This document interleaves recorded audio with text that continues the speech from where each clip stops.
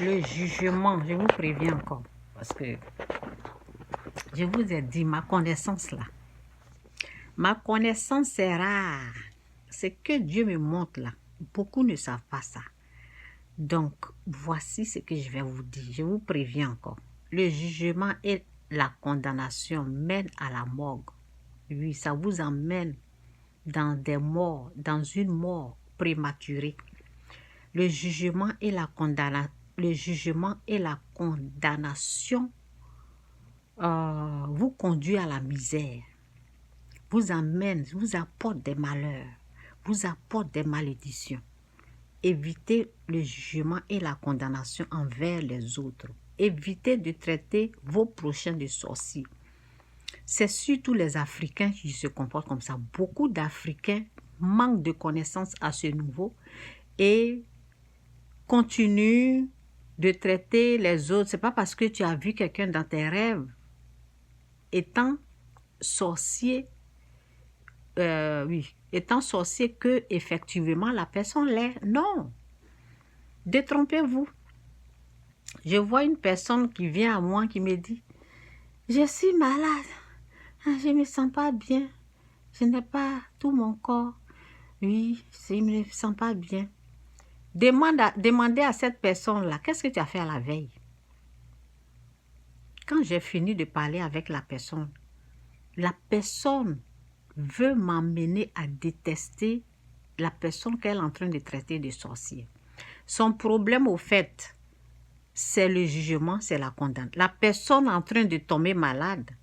La maladie est en train d'envahir cette personne parce que la personne est rentrée dans le jugement. Donc, il faut remarquer dans votre vie, qu'est-ce que vous avez fait à la veille? Quand, dans la semaine, lorsque vous tombez malade, là, vérifiez, faites des vérifications. Lorsque vous ne pouvez pas vous lever, lorsque brusquement, vous vous sentez bien auparavant, par exemple, une semaine avant, tout allait mieux, qu'est-ce qui s'est passé à la veille? Qu'est-ce que vous avez fait pendant, je peux dire, 2 jours, 3 jours avant que la maladie ne se présente, avant que la maladie ne vous terrasse? Qu'est-ce que vous avez fait? Il faut vérifier ça et vous allez voir que vous étiez dans le jugement et la condamnation. Ça rend malade. Ça rend malade. Ça peut vous amener à la morgue. Ça peut détruire votre vie. C'est moi, je vous parle. Donc, repentez-vous. La solution, c'est de la repentance. Demandez pardon à Dieu d'avoir traité votre prochain, vos semblables de sorciers. On ne fait pas ça devant Dieu. Ça ne se fait pas, au fait. Il y a des choses... Quand je vous dis je suis bénie, là, c'est ça. Ce sont des connaissances que je connais et j'essaie d'enseigner, de montrer ça aux autres. Ce que tu aimerais qu'on te fasse là, la Bible te dit de faire ça à l'autre.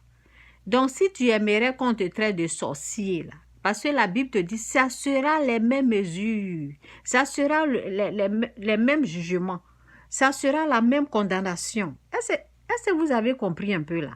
Évitez ça, repentez-vous. Si vous vous sentez malade là, faites la repentance. Quand vous allez faire la repentance, demandez à Dieu de vous pardonner, demandez à Dieu de vous faire grâce. C'est de ça qu'il s'agit. Et vous allez retrouver votre délivrance, votre guérison. Dieu va vous faire grâce. Donc c'est un peu ça. Jésus-Christ ou rien, Jésus-Christ est Seigneur. Cette personne-là, je n'ai pas pu lui dire. Je vais la laisser comme ça.